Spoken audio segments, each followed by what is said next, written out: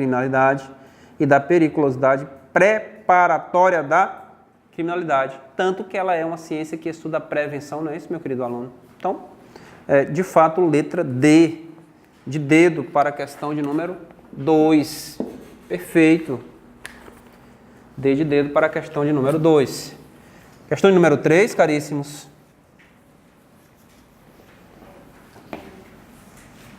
Alguém marcou diferente da E? Letra E. Considerando que, para a criminologia, o delito é um grave problema social que deve ser enfrentado por meio de medidas preventivas, assinale a opção correta acerca da prevenção do delito sob o aspecto criminológico. Vamos começar pela letra A. Já comentamos muito esse conteúdo, não é isso? Letra A fala: a transferência da administração das escolas públicas para organizações sociais sem fins lucrativos, com a finalidade de melhorar o ensino público do Estado, é uma das formas de prevenção terciária do delito?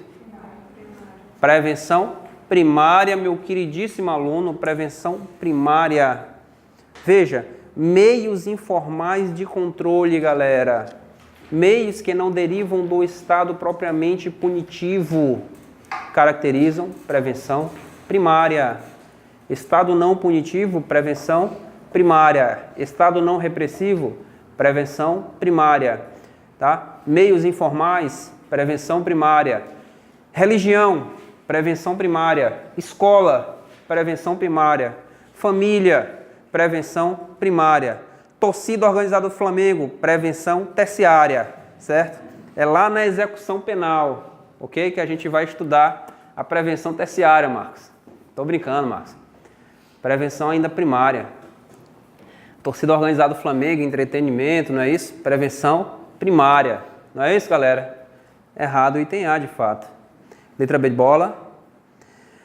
O aumento do desemprego no Brasil incrementa o risco das atividades delitivas, uma vez que o trabalho, como prevenção secundária, senhores, primária também, pode cortar. O trabalho caracteriza a prevenção primária.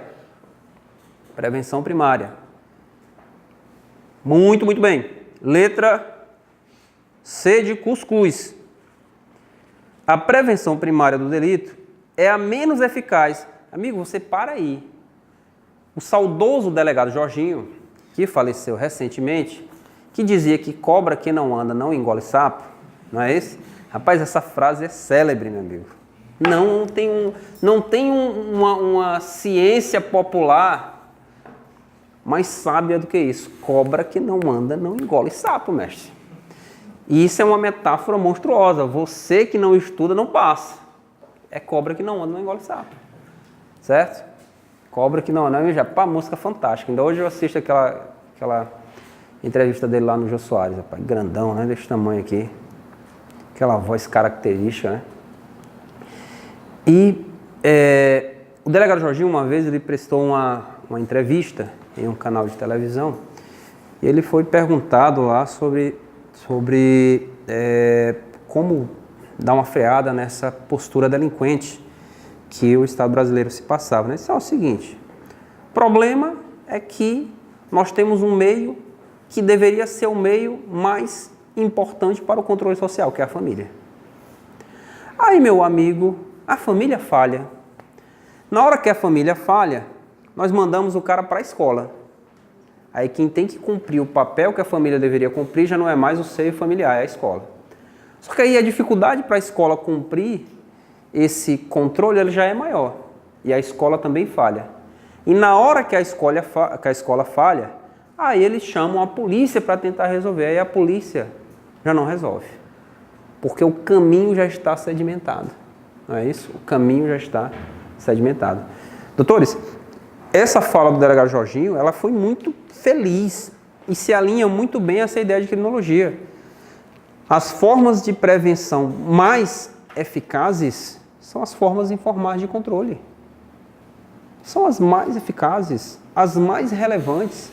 E, se falharem as formas informais de controle, dificilmente mas muito, muito, muito dificilmente as formas formais de controle terão eficácia. Muito dificilmente. Doutores, o cara que não é corrigido pela família, o cara que não é corrigido pela escola, vai ser corrigido pelo Estado? Doutores, Estado sancionador? Zero chance, mestre. Zero. Zero. O único cara que é corrigido, às vezes, é aquele delinquente eventual. Praticou um crime por ímpeto ou coisa do gênero. Caso contrário, não há possibilidade de recuperação. Eu não acredito na recuperação de um cara que praticou 30, 15 homicídios. Exatamente. É complicado. É difícil, Jéssica. É muito difícil. Rapaz, aqueles meninos que fizeram aquela tragédia em Castelo aqui do Piauí, vocês acompanharam, vocês lembram muito bem. O cara tinha não sei quantas passagens, pô, é um absurdo. Diversas passagens. Diversas passagens. Ainda mataram outra ainda. Diversas passagens. Como dizer que esse cara vai ser recuperado pelo Estado sancionador? Quimera. Isso aí não existe. Zero chance. Então, ao contrário do que a questão afirma, meu queridíssimo aluno, a prevenção primária, ela não é a menos eficaz. Ao contrário, ela é a que tem maior probabilidade de ser eficaz. Certo? Maior, porque ela está justamente no bojo da formação da personalidade. Aí ela tem uma chance. Agora, se ela não conseguir cumprir isso, certo? Muito bem. Errado o item. Letra D. No caso de a Força Nacional de Segurança Pública apoiar e supervisionar as atividades policiais de investigação de determinado estado devido ao grande número de homicídios não solucionados na capital do referido estado, essa iniciativa consistirá diretamente na prevenção terciária do delito. Secundária, não é isso? Prevenção secundária. Prevenção secundária. Letra E. A prevenção terciária do crime consiste no conjunto de ações reabilitadoras e dissuasórias atuantes sobre o apenado. Apenado, a palavra-chave, o cara já tem sobre si uma pena. Ou apenado, execução. Na tentativa de se evitar a reincidência. Tá aí. Prevenção especial, né, meu querido? Evitar reincidência, né? Prevenção especial, né? Prevenção negativa especial, né? O cara tá trancafiado para evitar-se a reincidência. Então, de fato, letra E é o gabarito da questão. Quem fez a prova do Maranhão deve se recordar que caiu uma questão mamão, açúcar e leite, né? Mas não tem jeito. Mamão, açúcar e leite. Tratando desse assunto especificamente. Mamão, açúcar e leite mesmo.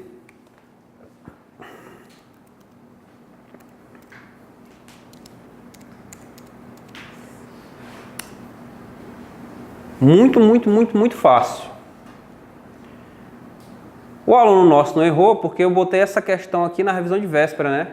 Inclusive, da prova. Mas que foi bem fácil, foi bem fácil. Larinha, onde é que tá, minha filha? Vem aqui, né?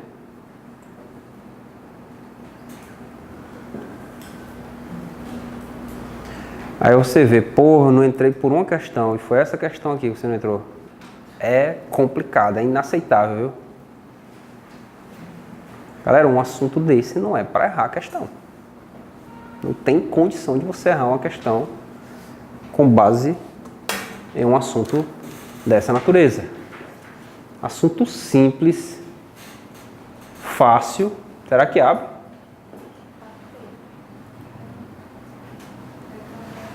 Abriu, estava demorando. Assunto simples, bem fácil. Lá para a última página, né?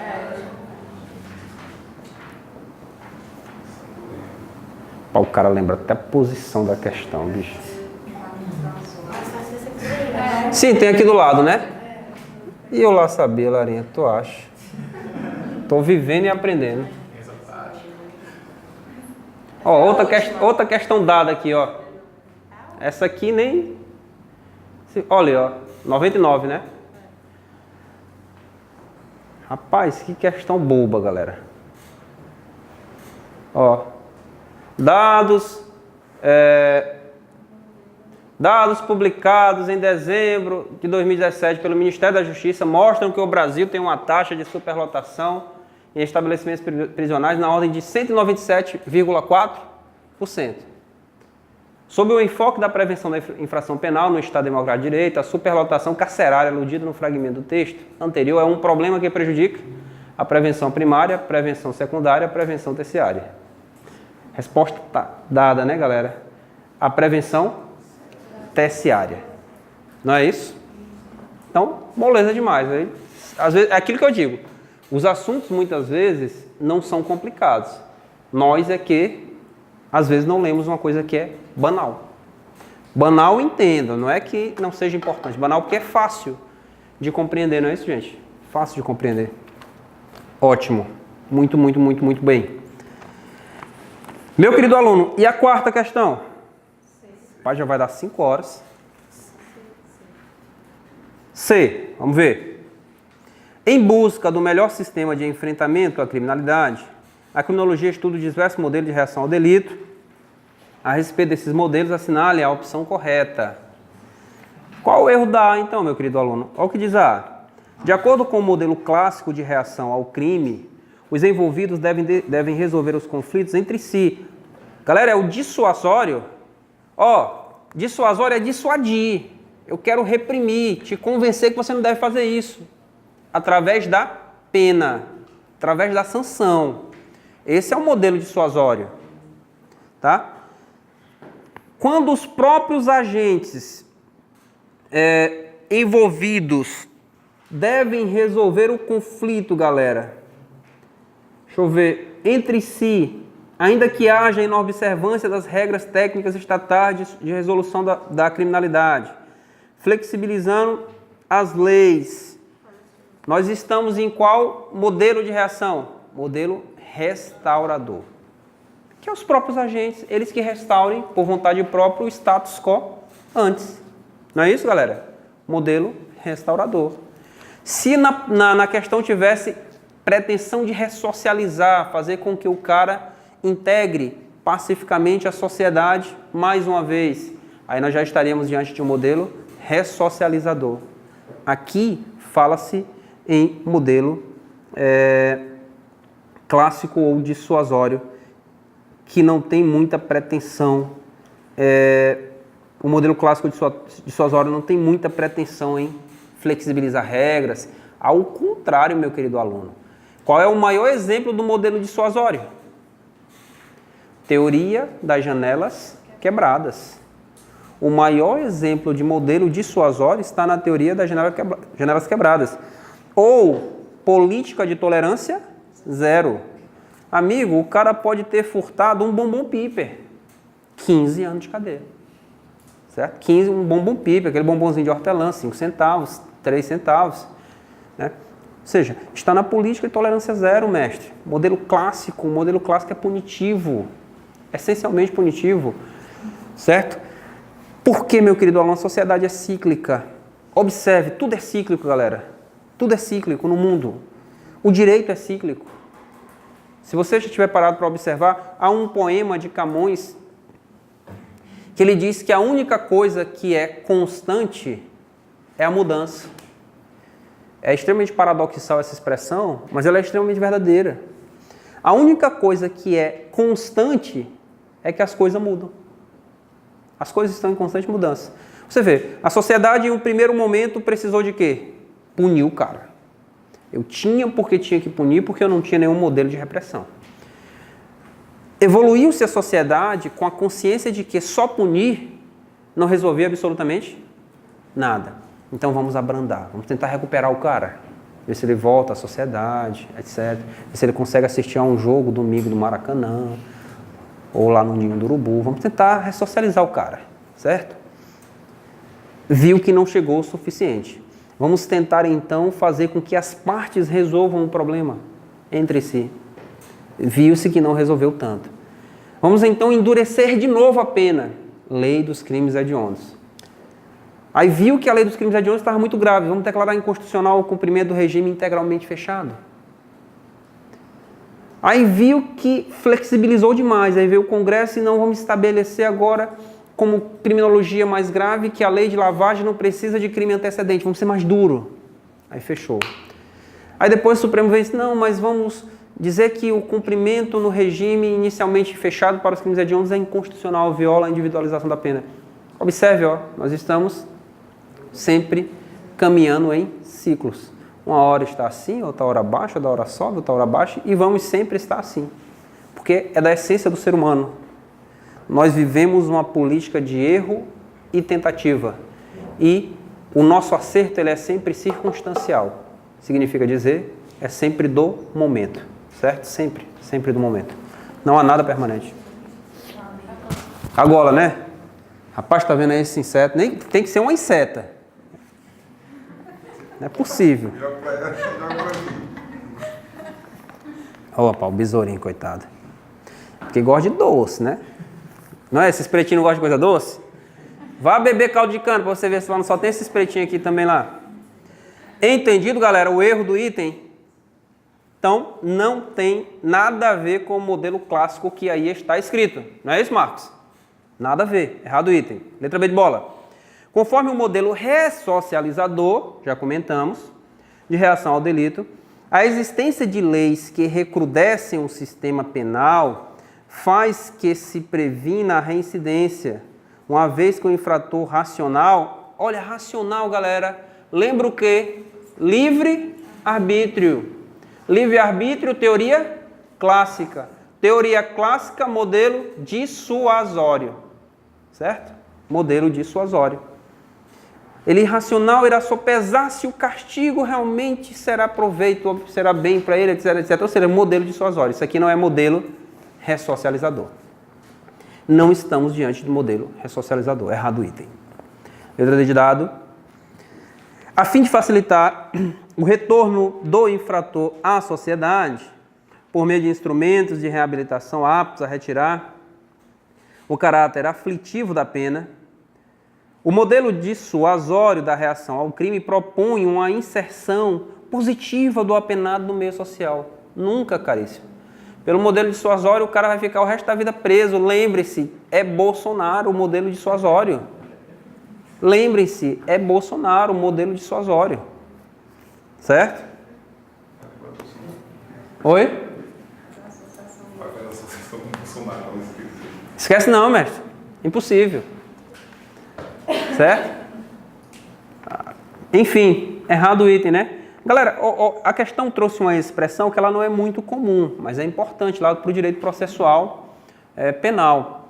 Esse item, né? Ela fala em... cadê, galera?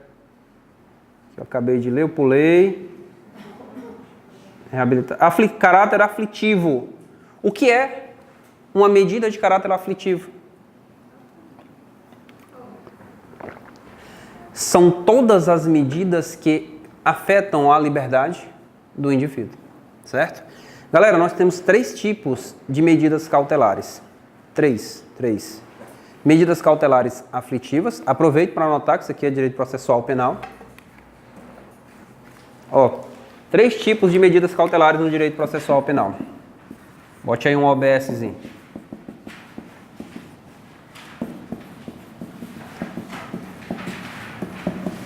Medidas cautelares no processo penal.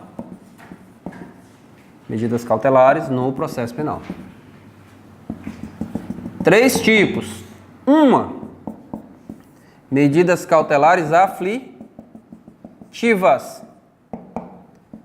Ou seja, que recai sobre o corpo.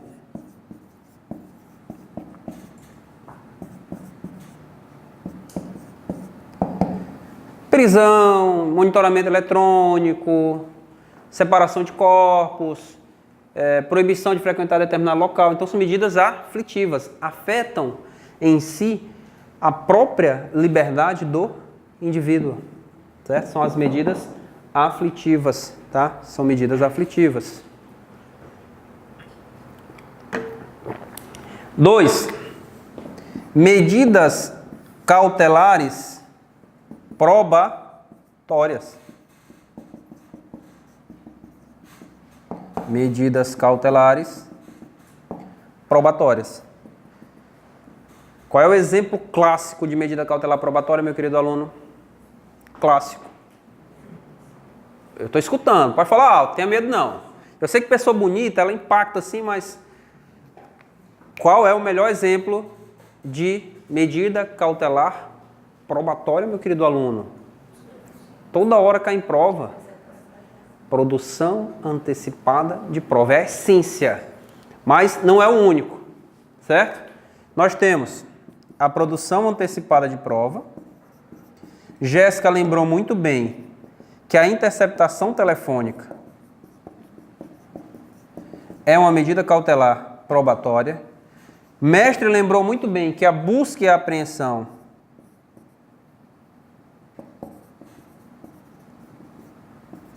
também é uma medida cautelar probatória, certo? Uma medida cautelar probatória. Ok? Galera, um parente, só para a gente fazer um parênteses aqui. O tratamento das medidas da produção antecipada de prova no direito processual penal é o mesmo tratamento da produção antecipada de prova no direito processual civil? Foi pergunta da prova oral do Ministério Público de São Paulo. É o mesmo? A mesmíssima razão que leva a produção antecipada de prova no processo penal leva à produção antecipada de prova no direito processual civil? Não, galera. Porque lá no direito processual civil tem uma figura curiosíssima. Se for possível com aquela prova chegarem as partes a uma conciliação, é possível a produção antecipada de prova. Olha que interessante.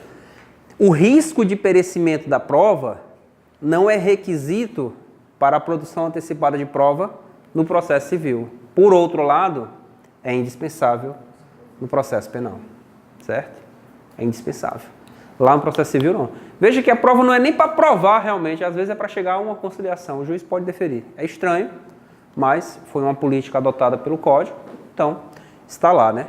Expressamente. Expressamente. Então, se alguma prova do senhor tiver processo civil, lembre-se, produção antecipada de prova lá não se faz só quando a produção da prova é urgente. Tem outras razões que justificam a produção antecipada de prova. E a terceira das medidas cautelares são as medidas assecuratórias, né? Será que tá certo? Curatórias. Exemplo, galera. Arresto, sequestro, não é isso? Bloqueio de bens, tá? Lá na lei de lavagem, diz que o juiz pode bloquear os bens, certo? Ok?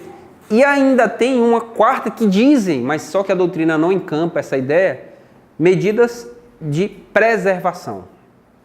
Medidas cautelares de preservação. Se um dia perguntarem aos senhores o que é uma medida cautelar processual penal de preservação, o meu querido aluno cite a alienação antecipada de bens. Certo? A alienação antecipada de bens. Você pode até pôr aí um OBS. Por que, galera, alienação antecipada de bens é uma medida cautelar antecipatória de preservação? Porque aquele bem vai se deteriorar. É um carro, galera, por exemplo, apreendido, fruto de uma organização criminosa, e você vai deixar o carro parado? Quando for daqui a 3, 4, 5 anos, quando o processo findar, aquele carro não vale mais nada. Então, para preservar o valor material do bem, o que é feito? Alienação antecipada. Mas é uma medida cautelar de preservação do bem. A fiança é uma medida cautelar interessante, né?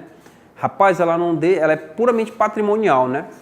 Mas ela não é nem probatória, ela não é nem uma medida cautelar. Não, acaba sendo, ela se aproxima mais da medida cautelar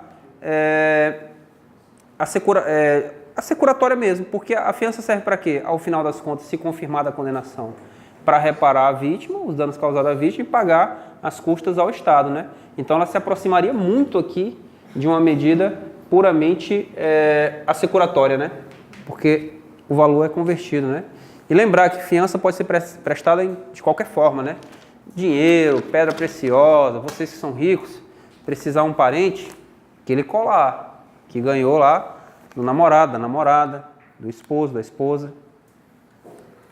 Muito bem. Voltando para a questão. Então, cautelar aflitivo é isso. Última observação sobre o tema. O que é o princípio da homogeneidade das medidas cautelares? O que é isso?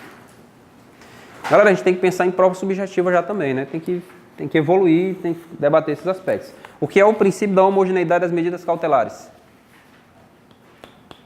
Lembra, mestre? Galera, uma medida cautelar pode ter um resultado mais gravoso do que o resultado final do processo?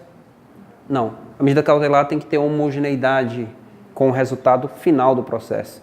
Então, esse princípio, que nada mais é do que o princípio da razoabilidade, ele prega que o resultado de uma medida cautelar jamais poderá ser mais gravoso do que o resultado do próprio resultado prático do processo, certo? Jamais.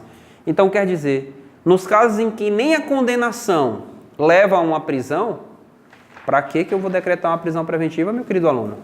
Viola o princípio da homogeneidade das medidas cautelares. Tá? Viola o princípio da homogeneidade das medidas cautelares. Só esse OBS aí, para a gente não perder o fio da meada. Muito bem. Letra E. O modelo integrador, é sinônimo de quê, galera? O integrador? Restaurativo, exatamente. É sinônimo de restaurativo ou restaurador, né? Da reação ao delito, visa prevenir a criminalidade, conferindo especial relevância ao direito de punir do Estado. Ó, galera, é isso? Esse modelo visa o direito de punir do Estado? Não. A percepção de punição está no modelo dissuasório, também chamado de modelo clássico. Errado o item. Portanto, o gabarito para a questão de número 4 é a letra C de cuscuz. Para a criminologia, as medidas despenalizadoras com o viés reparador da vítima condizem com o modelo integrador, também chamado de modelo restaurador, de reação ao delito, de modo a inserir os interessados como protagonistas na solução do correspondente conflito. Portanto, letra C de cuscuz para a questão de número 4. Letra C de sacola, né, galera? Doutores, vamos beber um café? Quem quiser fazer um lanche, vai ali na padaria, tá? 10 minutinhos aí, 15, para a gente relaxar um pouco. E se levantar dessa cadeira, que ela é dura. Um abraço, caríssimos. Vamos lá, vamos fazer um lanche.